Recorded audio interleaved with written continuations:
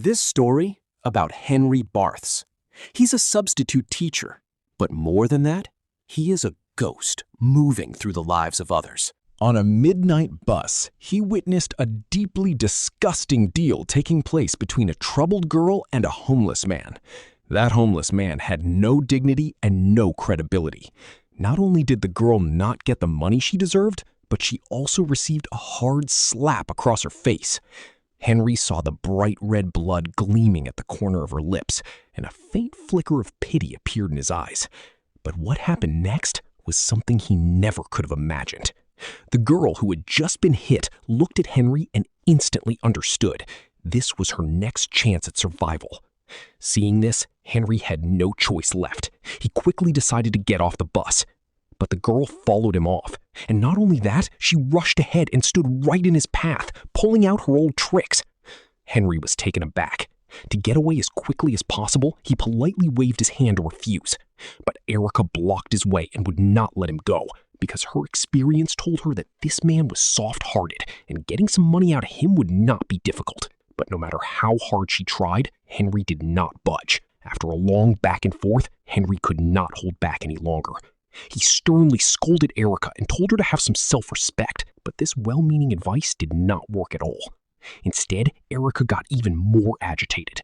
Refusing to give up, she started hurling abuses at Henry's retreating back. Henry thought their paths would never cross again.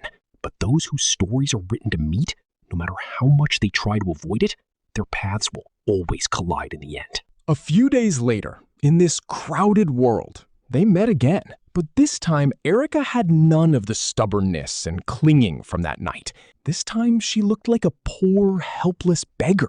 Henry noticed her desperate condition, clothes unchanged for many days, still from work. It was clear she was homeless and was not lying. A wave of compassion rose in his heart, but he did not simply hand her money. After a moment of silence, he made the decision to take Erica home with him. It was a single room, smaller than 30 square meters, bare and sparse, with only a folding sofa bed, but it was kept very clean and tidy. A little while later, Henry came back with juice and a sandwich and gave it to Erica. Her eyes widened slightly, her heart filled with confusion and disbelief. A man and a woman alone in a room? Was this really just about food? And just as she had expected, Henry soon moved toward her stockings. But the reality was nothing like what she had imagined. Henry had only noticed the terrible scars on the inside of her thighs and felt compassion. He simply wanted to help her, but Erica did not appreciate it. Because in her eyes, money was the only guarantee that could keep her alive, far more real than any empty sympathy. After all, in this unfamiliar world, she had seen so many wolves dressed in fine clothes, wearing the mask of false concern, only to fulfill their dirty intentions. Thinking this, Erica suddenly stood up and said she wanted to go back. But despite this cold response, Henry was not offended at all. Instead, he carefully cleaned each of her wounds. Slowly, Erica's guard began to loosen, but she was still puzzled. Why was a stranger treating her with such gentleness? What was his motive? But Henry did not say much. He simply handed her a towel in silence, gesturing for her to wash up and change out of those dirty clothes. And what surprised her even more was that Henry gave her the room's only bed and decided to sleep on the floor himself. It felt like receiving the warmth of a family. That night, Erica slept the best she had ever slept in her entire life. The next morning, to avoid waking her, Henry quietly had breakfast on the rooftop early and then slipped off to work without a sound. But that is how the world works. You can give someone your heart, but their trust does not come so easily. That night, Henry returned home exhausted. The moment he opened the door, he saw that Erica was with an unfamiliar man. The moment that man saw Henry, his eyes began darting around nervously. It was clear their arrangement could not survive the light. An unspoken anger boiled inside Henry. He swallowed his anger, took the money from that man, and then, without any hesitation, threw him out. Erica shrank back near the bed, waiting for Henry's decision, her heart full of regret and self-blame. She was afraid Henry would throw her out for this. But Henry said nothing. He simply said in a cold tone, "Change the sheets, quickly." Then he sat quietly to one side, watching Erica scramble about. A flash of disappointment and helplessness appeared in his eyes, but alongside it, he also understood. Erica's behavior was perhaps not because she did not know how to be grateful, but because after enduring violence for so long, she was afraid to fully accept anyone's kindness. She would need some time to change. So, when Erica came trembling before him and asked for forgiveness in a shaking voice, Henry's heart melted. That night, Henry not only bought anti-inflammatory medicine and told Erica to eat, but also put her back in the bed and slept himself in the corner on the floor. This unconditional acceptance and care sent a warm wave rushing through Erica's heart. She slowly began lowering her walls and felt the desire to look into his world. But when Erica asked questions, Henry furrowed his brows and stayed silent as a rock because he felt he was not a normal person. And even more than that, he feared someone would dig into his past. Deep in his heart lived a wound that would never heal. When he was 7 years old, his mother had suddenly taken her own life in the bathroom, and his only living relative, his grandfather, had not been mentally well since that day, always shouting into the air, "Daughter, forgive me, forgive me." Little Henry could not understand why any of this was happening. He only knew that before that day, his mother had always seemed sad and rarely smiled. She had never mentioned his father, and even stranger. Every night, his mother would repeatedly tell him to lock the bedroom door. Her face would carry an undeniable expression of fear and helplessness. At the time, young Henry was very curious about this and would secretly peek through the crack in the door to see the monster outside. But being so small, he could not understand what he was seeing. It was only much later that he pieced together fragments of memory into a truth that was nearly impossible to accept. His mother had chosen death to escape an immoral sin because she could no longer bear the prolonged abuse of his grandfather. And so he had unknowingly come to see himself as a sin, a child nourished by wrongdoing, a burden that could never be erased from his mother's painful life. To atone for what he felt were his own inherited sins, and to find some small personal freedom, he decided to become a teacher, to help in his own way those who were less fortunate in this world. But he only had the courage to work as a roaming substitute teacher and never stayed at any school for long, leaving after just 1 month because he was afraid of forming deep emotional bonds with people. And even more than that, he feared that his tragedy-filled existence would bring misfortune to others. This time, he specifically chose an abandoned high school on the outskirts of the city. This place was known as the ruins of the education sector. There was no normal learning environment here, only broken dreams and deep misplaced despair. Nobody talked about the future, and nobody held any hope for change. Facing enormous pressure to keep the school from shutting down, the principal could not say anything against the rude parents and did not have the courage to stand behind the teachers. Teaching here, therefore, required tremendous mental strength, and all of this was exactly why Henry chose this school. In his very first class here, he laid down one rule for the entire room, but these troublesome students did not take the new teacher seriously at all. Henry had not even finished speaking when a student in the back started making pointless noise for no reason. Facing this open insult to his authority, Henry did not hesitate for even a moment. In a calm tone that was almost indifferent, he quietly told that student to leave the class directly. There was no angry shouting in the whole process, no unnecessary accusations. He had simply, in the most direct way possible, drawn a line. You can be rebellious, but you cannot cause harm to others. The class that had been in chaos fell silent for a moment. Then Henry asked everyone to take out a sheet of paper because he was not planning to teach from a textbook in this class. Instead, he gave them an unusual essay assignment. But before he could even finish explaining, a commotion broke out at the backbenches. One boy came storming up to the podium in anger because he had just asked Henry what to do if he did not have any paper, and Mr. Henry had ignored him. Before Henry could respond, the boy picked up Henry's briefcase from the floor and flung it hard. To atone for what he felt, but even after this blatant disrespect, Henry did not get angry.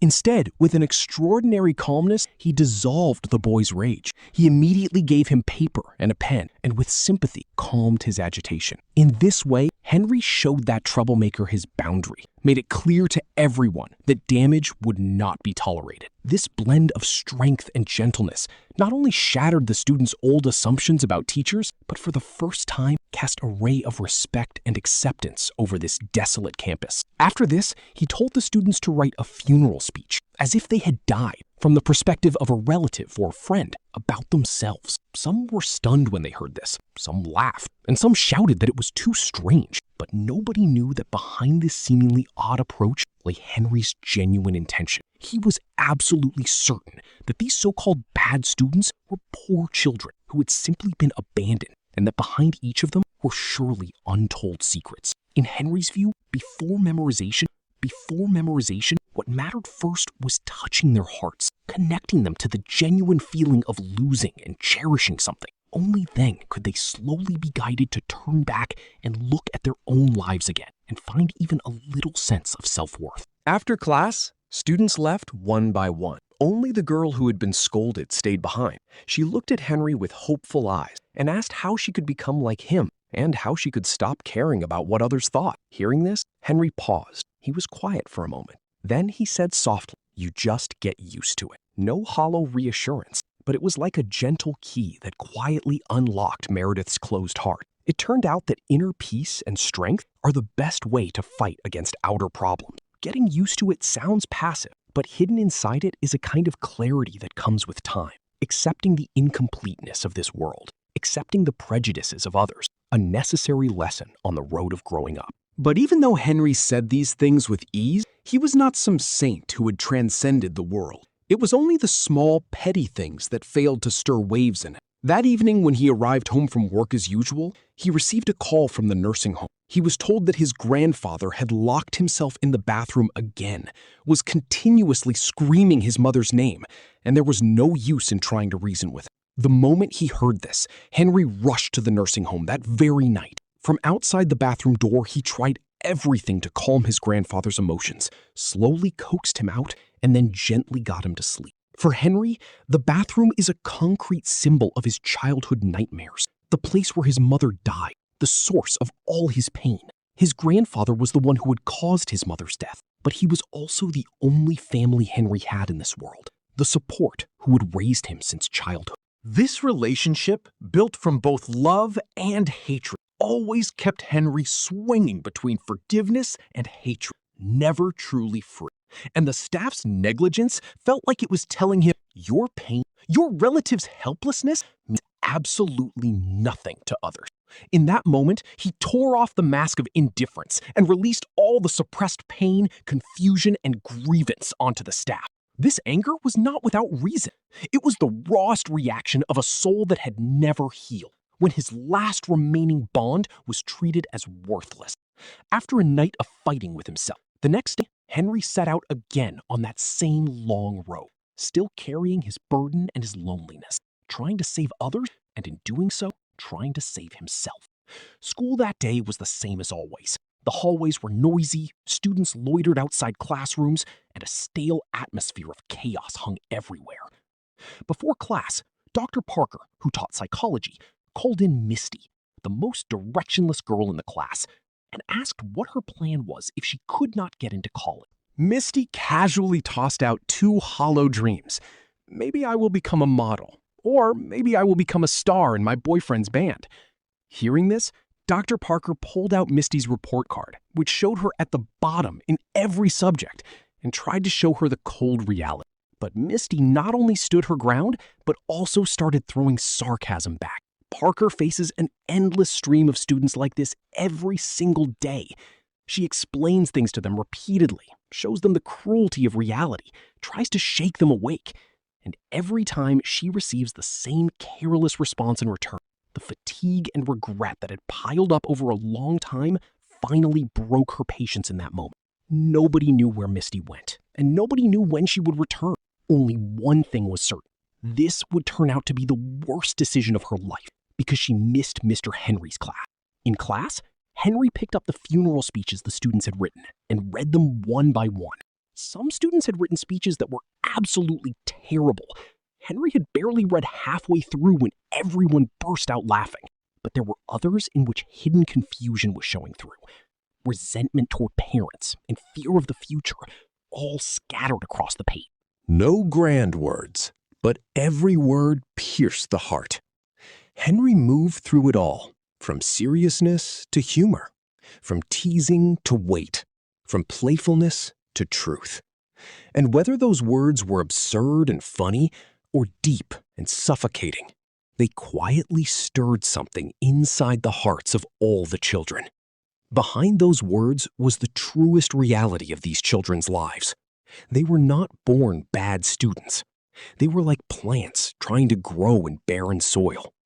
Along the way, parental neglect, broken families, and outside prejudices had layered over them like clouds blocking the sun, slowly stealing away their will to rise. To be seen, they had expressed their presence through extreme means, but went further and further down the wrong path. And through this special farewell exercise, Henry wanted to make the children face their own heart. More than that, he wanted them to understand school is not just a place for knowledge. It is a harbor that can hold weakness and accept incompleteness. Here, they can take off their masks, speak the truth, see their own reflection in each other's stories, and find in that mutual understanding the strength to move forward. There were no lectures in this class, but in imagining their own deaths, the children found the meaning of living. From that day, they said goodbye to dull memorization and freed themselves from the cold race for greatness. Henry simply guided them, gently but powerfully, to recognize the blindness and pretense of the world, to think for themselves, and to stop chasing the crowd. Slowly, all the students began to love Henry's class, especially that girl Meredith, who always sat in the last row, full of inferiority, who quietly captured her teacher's every expression with her brush. Because of her weight, she had become the joke and target of her classmates' mockery. Nobody knew her name, but she had been given countless nicknames, fat and ugly. And worse, her parents had turned all the blame onto her. To escape their harsh stares and the taunts at mealtimes, she had to hide in the bathroom. Fortunately, her talent in photography and painting had filled the empty space where friends should have been. Most of her work was in black and white.